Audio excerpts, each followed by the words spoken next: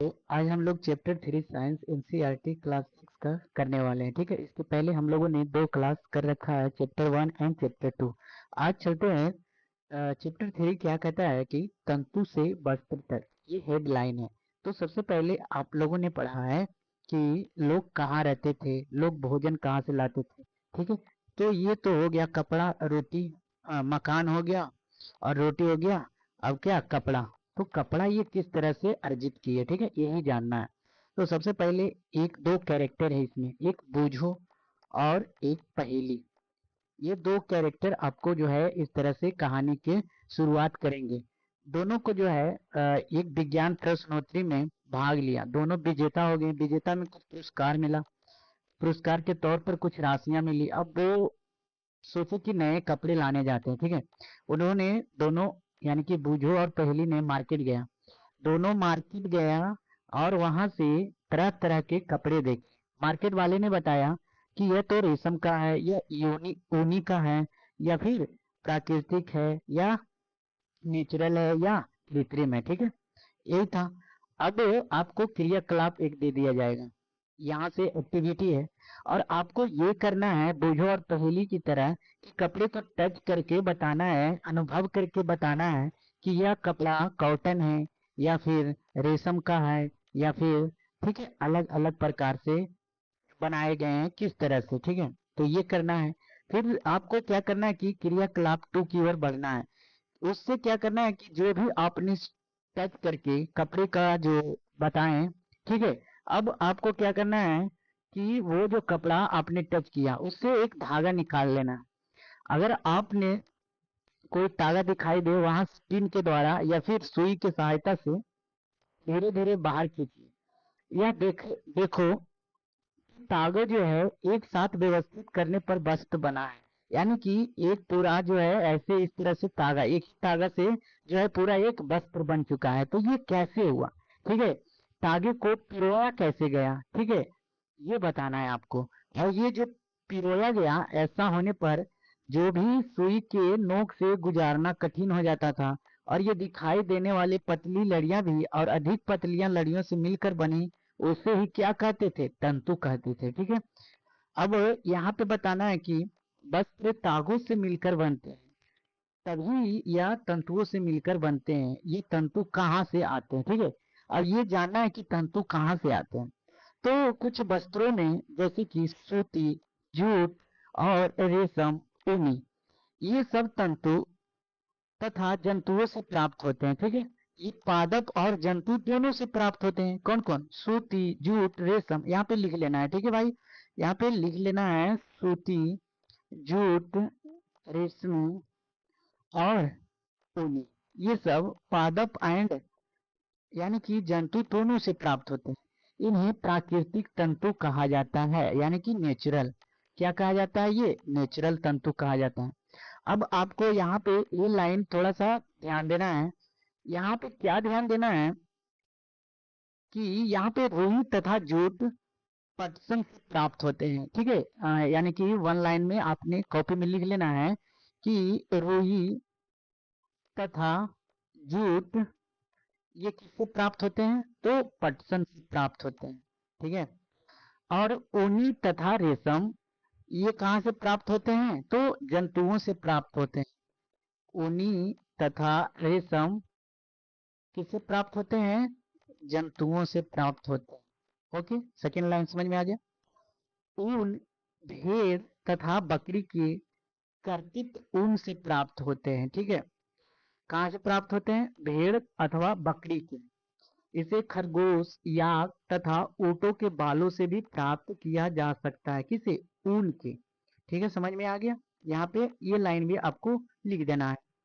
अब कह रहा है कि रेशमी तंतु किससे प्राप्त होते हैं, तो रेशम कीट के कोकून से खींचा जाता है। किससे खींचा जाता है दोस्तों, रेशमी तंतु को रेशम कीट के कोकून से खींचा जाता है। समझ में आ गया। अब ये आगे बढ़ना है कि हजारों वर्ष तक वस्त्र निर्माण के लिए केवल पहले क्या प्राकृतिक तंतुओं का ही उपयोग हुआ, नहीं। ठीक है, पहले तो हो गया, पिछले कुछ लगभग 100 सालों से इसमें चेंज आया, प्राकृतिक की जगह कृत्रिम का प्रयोग होने लगा। और वो कृत्रिम किस तरह से बनाया जाने लगा, तो नई नई बड़ी बड़ी मशीनें लाई गई, ठीक है। और जो रासायनिक पदार्थों से बनता था और स्रोत पादप अथवा जंतु नहीं होते थे, ठीक है, इनका रासायनिक स्रोत होता था, तंतुओं का निर्माण किया जा रहा था, इसे ही संश्लिष्ट तंतु कहने लगा, यानी कि इसे मैन मेड भी कह सकते हो, ठीक है। इसमें कौन सा आ गया, पोलिस्टर, नायलॉन और एक्रिलिक संश्लिष्ट तंतुओं का कुछ उदाहरण है।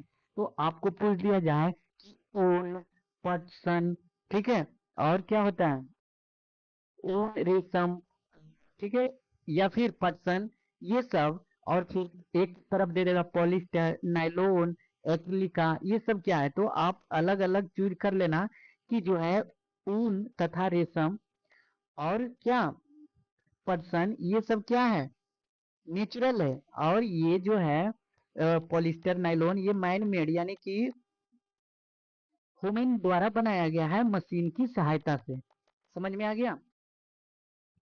यहाँ पे बूझों ने यहाँ दिखाई गई कुछ वस्तुओं को कहाँ रखा, संग्रहालयों में भी देखा, उन्हें योद्धा पहनते थे, देखो इस तरह के प्रकार के, यानी कि जो पहले के सैनिक होते थे इस तरह के वस्त्र पहनते थे। तो बूझो वहां भी गया, कहा कि यार ये जो बना हुआ है सैनिक लोगों के लिए, इसको पता करते हैं, ठीक है, ये किस तरह से बना हुआ है। तो वहां भी उसके सवाल, मन में सवाल आया।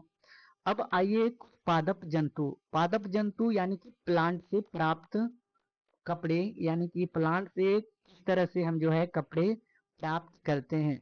तो सबसे पहले रुई की बात करते हैं, रुई का उपयोग कहाँ कहाँ पहले करते हो वो बताना है, जैसे गद्दों, रजाइयों और किसमें, तकियों में भी प्रयोग करते हैं रुई का। रुई कहाँ से आती है ये जानना है, इसे खेतों में उगाया जाता है, साधारणतः कपास के पौधे वहां उगाए जाते हैं जहां मृदा क्या हो, काली हो, मृदा क्या हो, काली हो। तो एक लाइन और लिख लेना है कि कॉटन किस मिट्टी में उपजाया जाता है, कॉटन किस मिट्टी में उपजाया जाता है, तो ब्लैक सॉइल। समझ में आ गया। अब आगे क्या करना है कि कॉटन, कपास पादप के फल, यानी कि कपास गोलक, लगभग ये कैसा होता है, नींबू के आकार के जितना होता है, ठीक है भाइयों। पूर्ण परिपक्व जब हो जाता है तो यह बीज जो है टूट कर खुल जाते हैं, ठीक है, और ये खुल जाते हैं तब कपास जो है तंतुओं से ढके, यानी कि जिसे बिनौले, यानी कि कपास बीज को देखा जा सकता है, यानी कि क्या निकलते हैं, कपास बीज, जिसे क्या कहा जाता है, बिनौले, ठीक है। और आप देखे होंगे कि जो ऐसा होता है कि कपास खेत में जब आप जाओगे तो कपास चुने जाने के लिए तैयार हो जाता है, तभी आप कपास के खेत में जाते हो, ठीक है। कपास के खेत के पास ये जो रोबो से इतना श्वेत हो जाता है ना, रोबो परिफुल्लो, ठीक है, देखना कि सफेद सफेद के ऊपर के आकार के फेंक देता है, और जैसे कि मानो कि वह बर्फ से ढक गया हो, इस तरह से दिखाई देता है, ठीक है, कॉटन के खेत में। अब ये जो इन कपास को, बालों से कपास को हस्त चयन प्राप्त किया जाता है, देखो इस तरह से ये महिला जो है कपास को देखिए किस तरह से ये जो हस्त चयन है इसको अलग कर रहे हैं, ठीक है। इसके पश्चात मतलब इसके बाद जो है कपास से बीजों को कंकतन द्वारा पृथक किया जाता है, छोटा सा लकड़ी ले लेता है और उस पे रुई पे पीटते रहता है, फिर पतले पतले कर करके साइड किया जाता है, ठीक है। इस प्रक्रिया को क्या कहा जाता है, कपास ओटना कहते हैं, क्या कहते हैं, कपास ओटना कहा जाता है, ठीक है। आजकल के तो कपास ओटना किसके द्वारा हो जाता है, तो मशीनों के द्वारा हो जाता है, ठीक है, इतना मेहनत नहीं करना पड़ता है। अब आ जाइए जूट, कपास कहाँ से निकला, कपास के पौधे होते हैं और बीज से बनते हैं, ठीक है, और तंतुओं से ढके किससे, बिनौले को देखा जा सकता है, ठीक है, उस तरह के कॉटन से। अब आ जाइए पटसन, जूट, जिसे जूट कहते हैं, पटसन को ही क्या कहते हैं, जूट।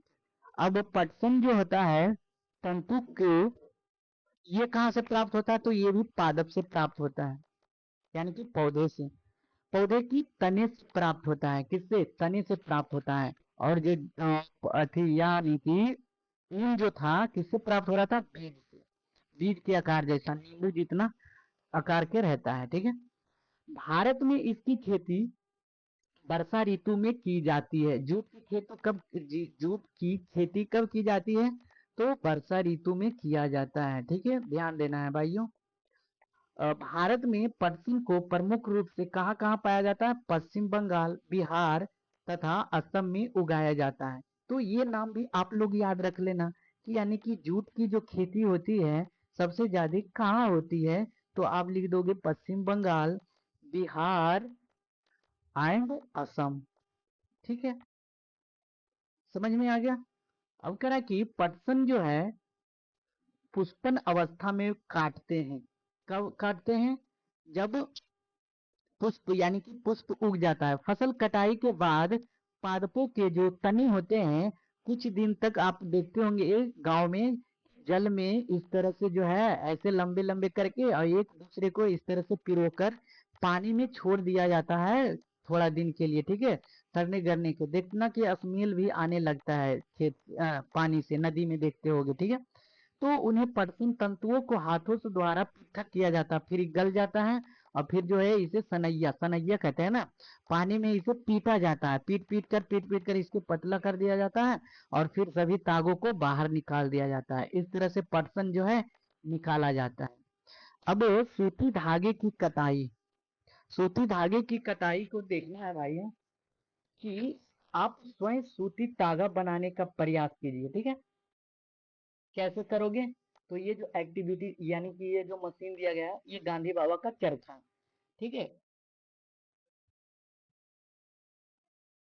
गांधी बाबा का चरखा ये जो है सूत काटने में यानी कि रुई से धागा बनाने में मदद करता था। ठीक है, आइए पहले क्रियाकलाप में क्या करना है कि कुछ हाथ में पहले रुई ले लो और दूसरे हाथों को अंगूठे तथा तर्जनी के बीच में रुई को कुछ भर लो। देखो इस तरह से। ठीक है, ये जो महिला कर रही है।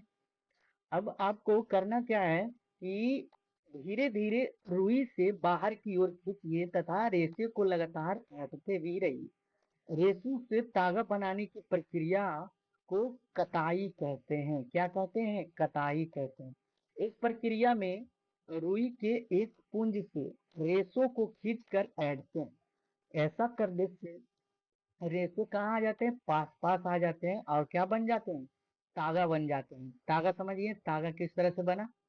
अब कटाई के लिए क्या होता है? एक सरल युक्ति हस्त तकुआ किसका प्रयोग करते हैं?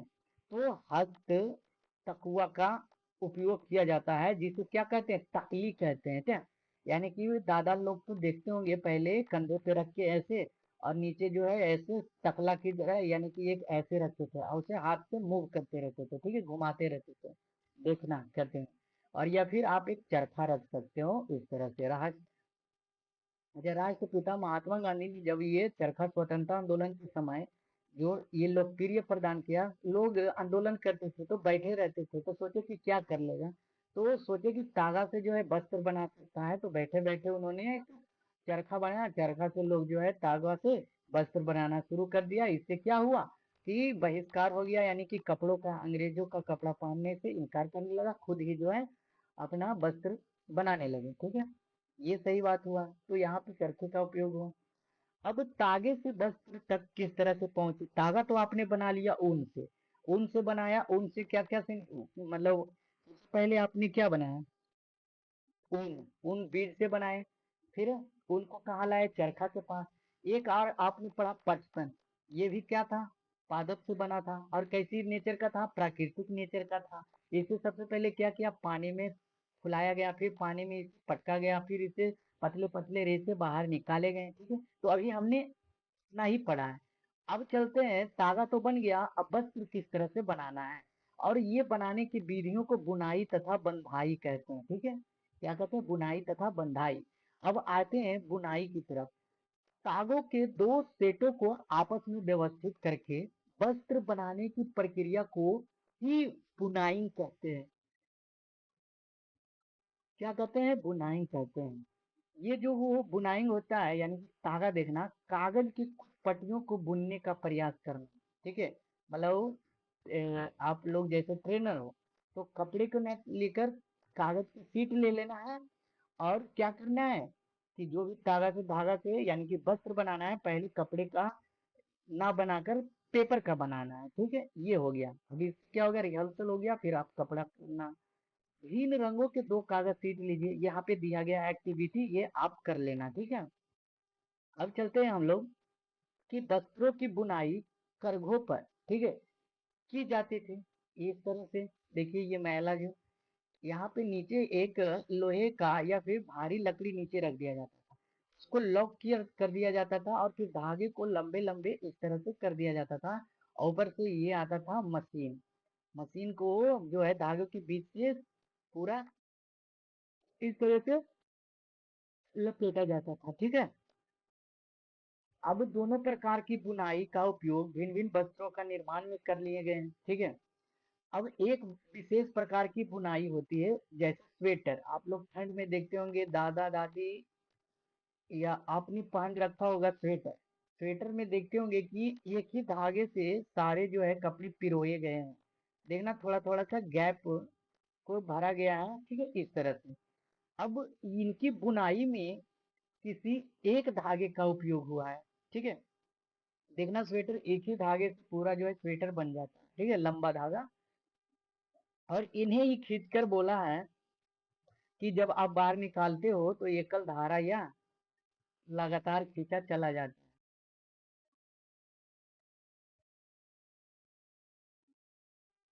देखो पहेली फिर आ गई। ठीक है, पहेली अब इसके मन में एक और सवाल आ गया कि नारियल के बाहरी खोल के तंतुओं से बना किसी वस्त्र को देखा है। मतलब कह रहा है कि नारियल के बाहरी खोल कैसे रहता है। अब कह रहा है कि इससे जो होता है बना कोई वस्त्र देखा है। अब बताओ भाई, कोई देखे हो जूट के बोरा, क्या किससे रहता है, उससे रहता नहीं। आगे पढ़ना।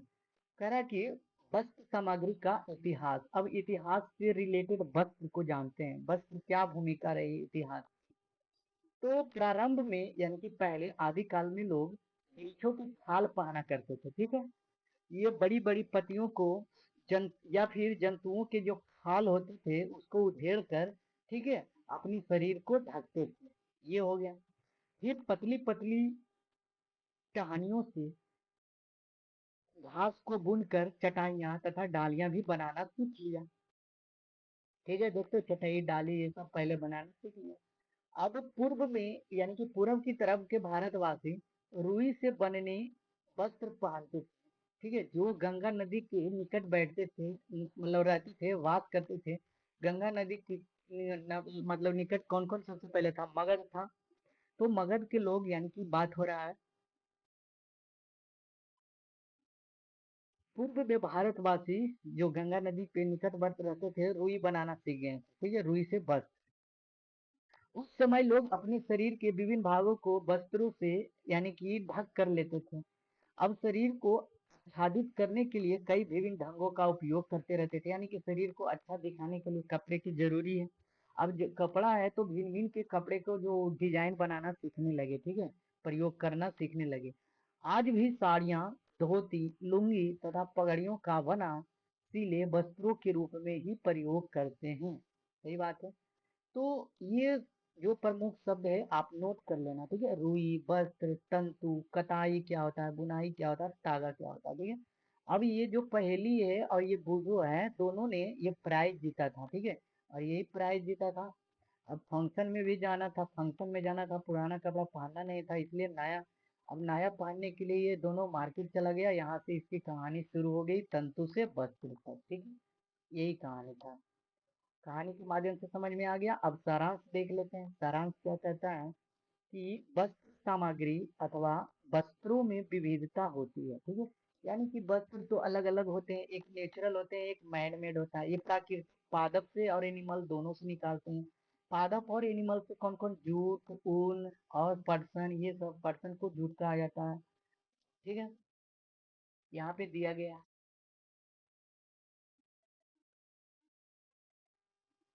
पोलिस्टर और नाइलोन ये सब क्या है, पोलिस्टर और नाइलोन तो ये हो गया ना मैन मेड, है ना, प्राकृतिक रेशम, केमिकल से यानी कि मशीनों के द्वारा बनाया गया। तंतु या तो प्राकृतिक होते हैं अथवा संश्लेषित यानी कि मैन मेड होते हैं। ठीक है, रेशम, ऊन और जूट कुछ प्राकृतिक तंतु है, जबकि नायलॉन और पॉलिस्टर क्या है, अभी हमने बताया क्या है, ये सब मैन मेड है, यानी कि मानव निर्मित है। ये सब क्या कहते हैं, रुई और जूट जैसे जंतु पादपों से प्राप्त किए जाते हैं। तो पादप यानी कि पौधे से प्राप्त किए जाते हैं। तंतुओं से तागा बनाने की प्रक्रिया को क्या कहा जाता है, कताई कहते हैं। तागों की बुनाई दो प्रकार की होती है, जिनसे क्या होता है, वस्त्र बनता है। यहाँ पे निम्नलिखित तंतुओं को प्राकृतिक तथा संश्लेषित में, प्राकृतिक कौन कौन हो जाएगा, तो ऊन हो जाएगा, रुई हो जाएगा, रेशम हो जाएगा, पटसन हो जाएगा। अब ये संश्लेषित यानी कि अम, मानवों द्वारा बनाया गया कौन कौन है, तो नायलॉन है और पॉलिस्टर है। ठीक है, आप लोगों ने ये सब कर लिया। अब कह रहा है नीचे दिए गए कथन सत्य है या फिर असत्य है, उल्लेख करना है। ठीक है, तंतुओं से तागा बनता है, भाई हाँ, तागा, तंतुओं से तागा बनता है। कताई वस्त्र निर्माण की एक क्या है, प्रक्रिया है, बुनाई है, ऐसे कह सकते हो। कताई जो है वस्त्र निर्माण की क्या एक प्रक्रिया है, प्रोसेस है। जूट नारियल का बाहरी आवरण होता है, नहीं, अभी पढ़ा, जूट जो है पटसन का होता है, नारियल का बाहरी आवरण नहीं होता। रुई से बिनौले बीज हटाने की प्रक्रिया को ओटना कहते हैं, हाँ, ओटना कहते हैं, अभी पढ़ा था आप नहीं, ये ओटना जो हो गया, ये बीज से हटाने की प्रक्रिया को ही ओटना कहते हैं ना। हाँ, रुई निकाल, सही है।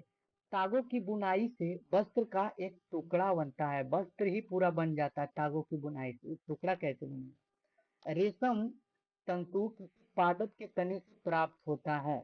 तो आपने अभी पढ़ा था कि रेशम कहाँ से, प्राकृतिक पादप से प्राप्त होते हैं। यहाँ पे देखो, यहाँ पे देखो, रुई और जूट तंतु पादपों से प्राप्त होते हैं, रुई और जूट। लेकिन रेशम की बात करते हैं तो ये जानवर से प्राप्त होता है, किससे प्राप्त होता है, जानवर से, जैसे भेड़, बकरी, याक, है ना, ये सब से। तो पादप नहीं होगा, ये गलत हो जाएगा। पॉलिस्टर एक प्राकृतिक तंतु है, नहीं, ये संश्लेषित यानी कि नेचुरल नहीं है, ये मैन मेड है, ह्यूमन है, प्राकृतिक है, नहीं है। रिक्त स्थानों की पूर्ति कीजिए। पादप तंतु से प्राप्त किए जाते हैं, तो ऊन और जूट। रेशम बोलेगा तो जानवर से। जानतर तंतु है, जानतर मतलब जानतर मतलब पॉलिस्टर यानी कि मैन मेड है, ठीक है। पॉलिस्टर और नायलॉन, कौन सा हो जाएगा, पॉलिस्टर और नायलॉन। रुई तथा जूट पादप किन भागों से प्राप्त किया जाता है, तो रुई और जूट पादप के किन भागों से, तो रुई तो हो गया था बीज से, जूट हो गया तना से। नारियल तंतु से बनने वाली दो वस्तुएं का नाम लिखे भाई, ये आपको RW मिलता है, यानी कि रेंट वर्क। तंतुओं से तंतुओं से तागा निर्मित करने प्रक्रिया को स्पष्ट करना है, ठीक है। तो ये रहा आपके सामने तीसरा चैप्टर। आगे अब जो है हम लोग पढ़ने जाएंगे, इसके नेक्स्ट वीडियो में चैप्टर 4 पढ़ेंगे, ठीक है। और चैप्टर 4 में हम लोग पढ़ेंगे वस्तुओं के समूह बनाना, ठीक है। तो मिलते हैं नेक्स्ट वीडियो में, धन्यवाद।